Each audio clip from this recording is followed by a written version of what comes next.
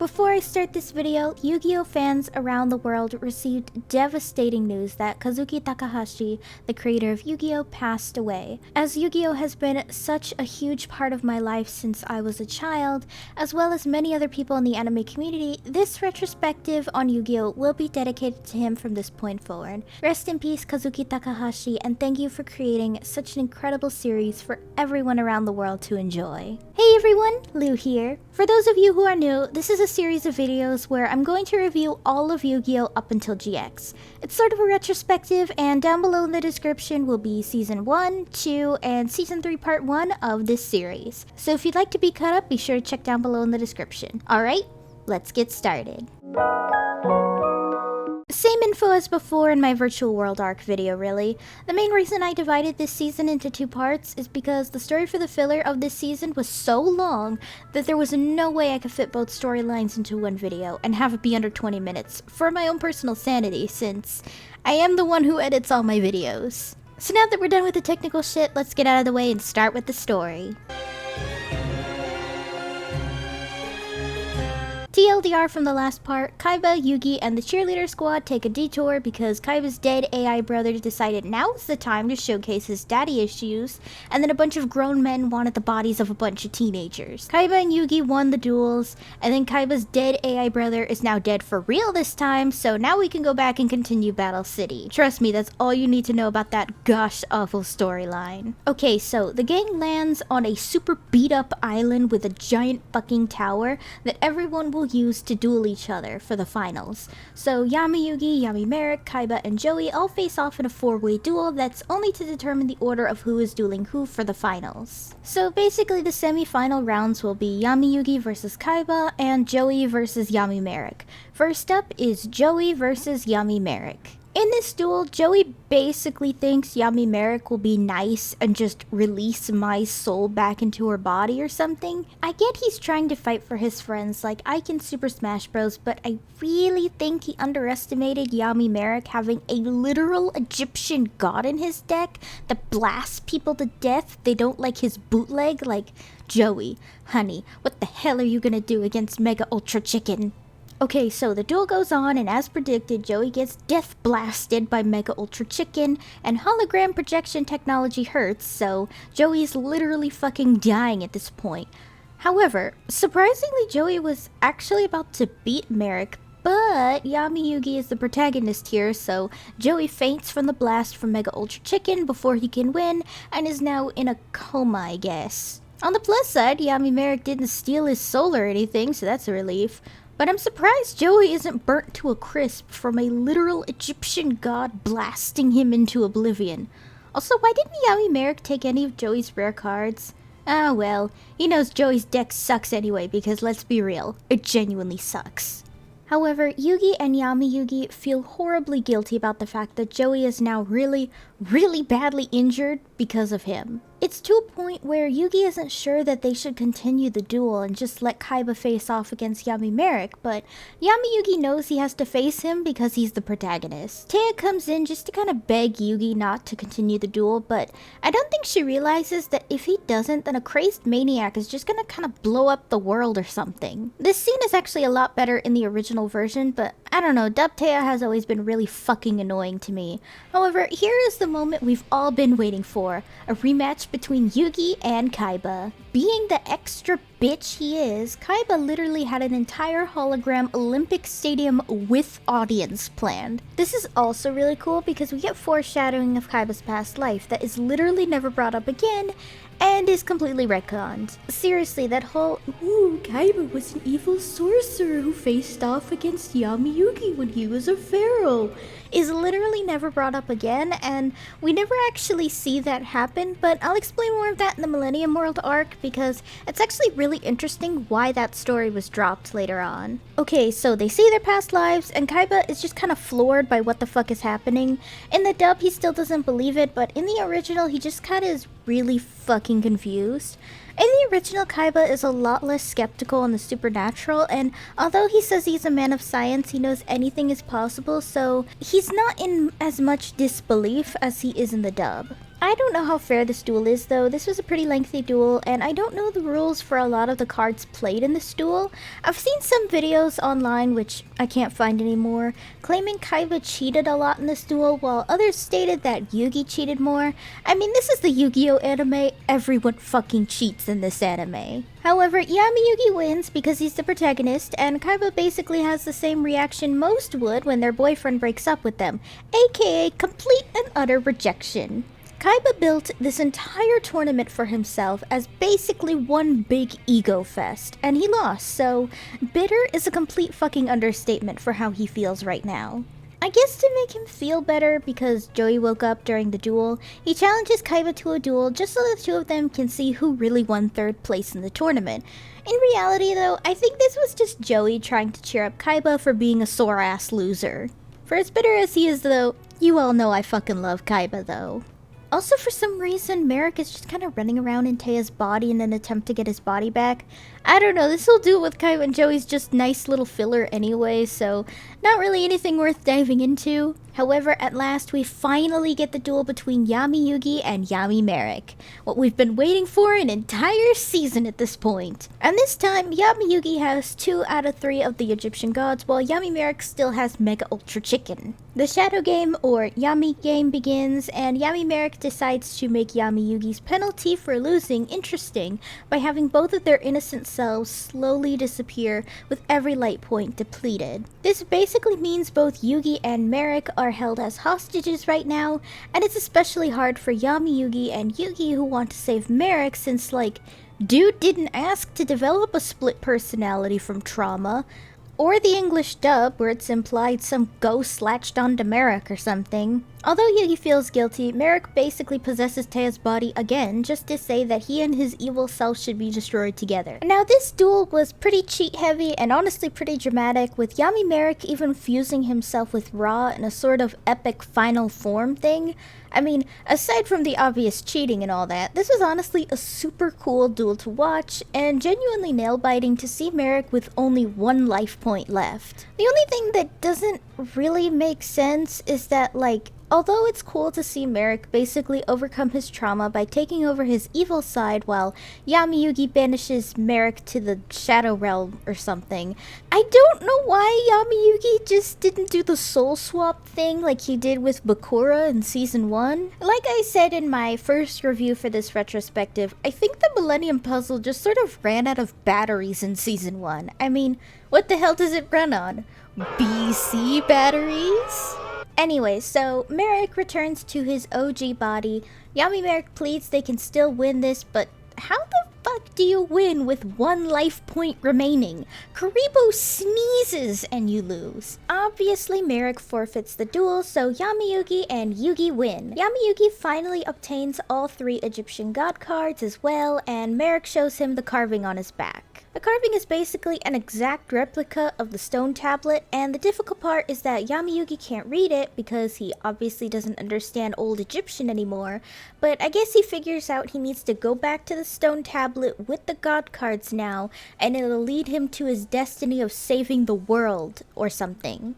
In the meantime, Kaiba announces that he's going to blow up the island in an hour, so everyone has to get the fuck out or else they're gonna explode. Oh, and everyone woke up from their coma. Luckily, Yami Bakura is resting for now until he comes back in Season 5, which we'll get there eventually.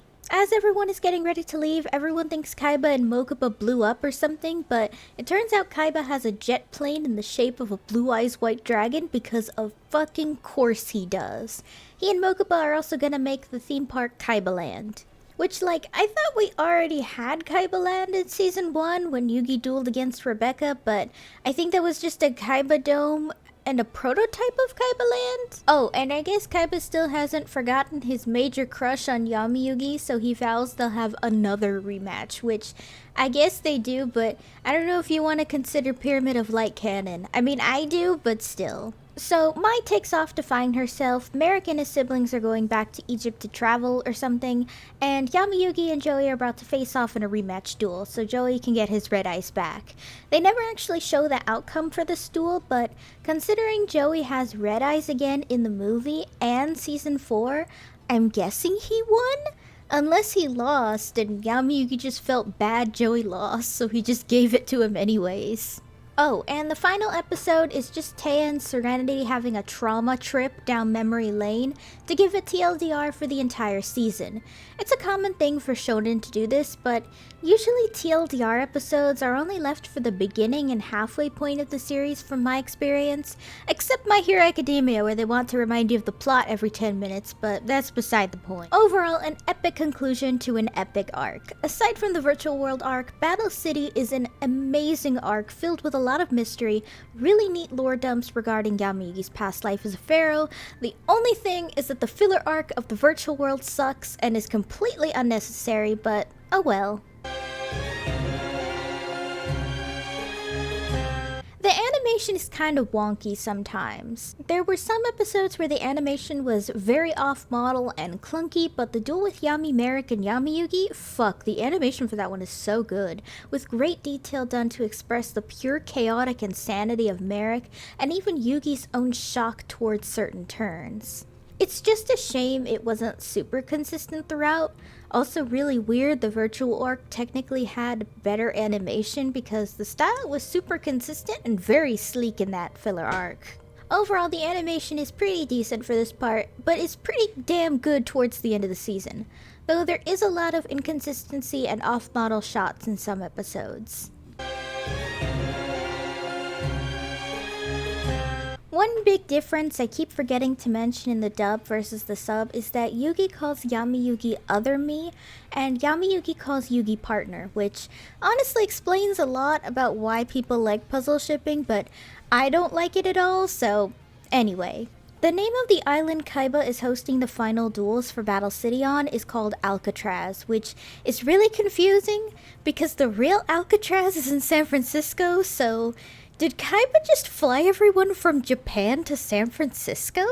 In the original, it stated Bakura actually disappeared due to the Dark Games and won't return unless Merrick is defeated because ancient Egyptian magic rules. However, in the dub, they state that he's basically in a coma too. In the original, Yami-Yugi apologizes to Yugi for everything that's happened because he feels like all of this is his fault for losing his own memories, along with saying that basically Yami Merrick wants to trample everything Yami-Yugi knows or is associated with because he wants revenge and all that stuff. When Joey duels Yami Merrick and passes out, yeah, he doesn't actually pass out in the original, but straight up fucking dies, since Mokuba checks his vitals and notices he stopped breathing. When Joey is like literally dead, Tristan also almost punches him out of anguish, but Duke stops him before he can. Yami-Yugi also says he can't fight anymore as he watches Yugi cry in anguish over Joey basically dying.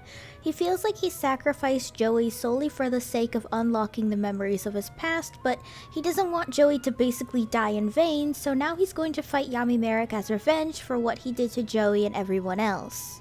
The scene where Taya begs Yami-Yugi not to continue fighting is a lot more reasonable since, like, in the original, everyone's fucking dead or in a coma, but Yami-Yugi reassures her that Joey's gonna be fine and that he has to win this because he promised Joey he'd duel him again when Battle City is over.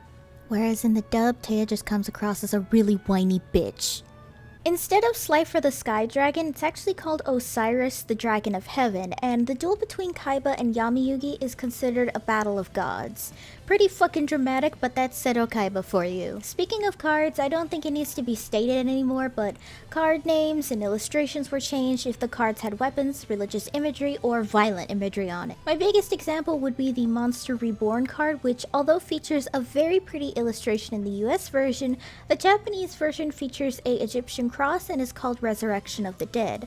Just an example of the kind of card censorship Yu-Gi-Oh fans have dealt with for like decades. In the original, when Kaiba and Yami-Yugi are transported to a flashback of ancient Egypt destroyed that never actually happens in the past, it's implied at the time that Kaiba's past life was actually the Great Darkness that destroyed the world. Like I said, I'll explain more about this in detail when we get to the Millennium World arc, but for now, this is, again, a inconsistent thing and just overall very weird scene looking back on it. Kaiba is also really shaken up seeing his past life and feels like he's in complete disbelief. Although he's not as skeptical over magic in ancient Egypt as he is in the dub, I think anyone would be a little fucking razzled seeing their past life right in front of their eyes from an ancient Egyptian puzzle and rod with faulty batteries. After Kaiba loses the duel against Yamiyuki, rather than confessing this tournament was one big ego trip for him, instead this was Kaiba's way of combating his daddy issues created by Gozaburo. Basically, he made the tournament to sort of rub it in Gozaburo's spirit or whatever that he's a winner, which honestly makes Kaiba a lot more sympathetic since now he's still constantly trying to prove to Gozaburo he's better than him. In the original, Joey basically confirms he's dueling Kaiba for 3rd place solely to cheer him up because he knows Kaiba needs some friends and explains he used to be a friendless dick too. We'll get to Joey being a dick though when we talk about Season 0. Probably won't be for a while, but we'll get there. When Merrick loses to Yamiyuki and he shows him the carving on his back, everyone comments how cruel it is that his family carved something like that into his back and how painful that must have been. Also, quick question, why not just tattoo the damn thing in modern times? That's a hell of a lot less painful than taking a hot knife, carving into a small child's back, and then risking a damn infection from an injury like that. But then again, when we last talked about Battle City, we all pretty much confirmed Hank Ishtar is an asshole. When Kaiba announces he's building Kaibaland, he elaborates that he's building multiple Kaibalands around the world, so he and Mokuba are gonna go to America first to build the second Kaibaland. I guess this is like the Yugioh version of Disneyland then? That explains a lot, since Kaiba also rules an entire industry with an iron capitalistic fist like a certain mouse. Lastly is that Joey and Mai saying goodbye to each other in the original feels a lot more romantic? I don't know, I feel like the original version definitely hammers in a lot more that Mai and Joey have romantic feelings for each other, which is pretty gross considering Joey is 16 and Mai is 24. That's not a good look. That's about it with the changes, though I know I'm probably missing a lot, but honestly a lot of the changes in this part of the season were just dumbing down a lot of dialogue so children will understand it, since Yu-Gi-Oh was made for teens in Japan and children in the US. Overall, from an accuracy standpoint, this part of the season was kind of accurate, but also not accurate because they kept changing the dialogue by dumbing it down so children would understand and basically watering down a lot of the nuance the dialogue was trying to talk about. Battle City is definitely one of the best Yu-Gi-Oh arcs and my personal favorite, right next to the Millennium World arc. Not only do we get a lot of very juicy lore dumps, the series is also going to explore more around Season 5, but we got some pretty high stakes involved with literally everyone dying or going into comas. As an antagonist though, Merrick is a little weak. Don't get me wrong, his Yami is definitely a fucking maniac, and I love how unhinged he is because unhinged antagonists are always the most enjoyable. It's just his motivations feel weak compared to other Yu-Gi-Oh antagonists. He's not trying to bring a dead wife back like Pegasus, or literally just Alexander the Slightly Unhinged, and other antagonists I can't explain due to spoilers. He's literally just a guy with a split personality who wants to kinda just kill everyone both Merrick and Yugi care about, I guess. I suppose it's fine, but also more depth would have been appreciated too. Just my opinion, of course. Thank you guys for tuning into this review of this season of Yu-Gi-Oh! Next up, we'll be reviewing Yu-Gi-Oh's first ever movie, Pyramid of Light. I know everyone has mixed feelings on the movie, but I've always liked it, so I hope you guys will be ready to hear my thoughts on it. Be sure to let me know down below what you think of this review series, and if you're excited to see me talk about Yu-Gi-Oh! Pyramid of Light. Hey guys, thanks for watching! If you liked the video, be sure to give it a thumbs up and consider subscribing if you're new. If any of you would like to help support my channel in any possible way, my Ko-fi page is down below in the description, along with all of my social media. For any subscribers, new or old, who'd like to help with video ideas, or maybe just want to talk about anime or something, I have a fan server linked down below. See you next time!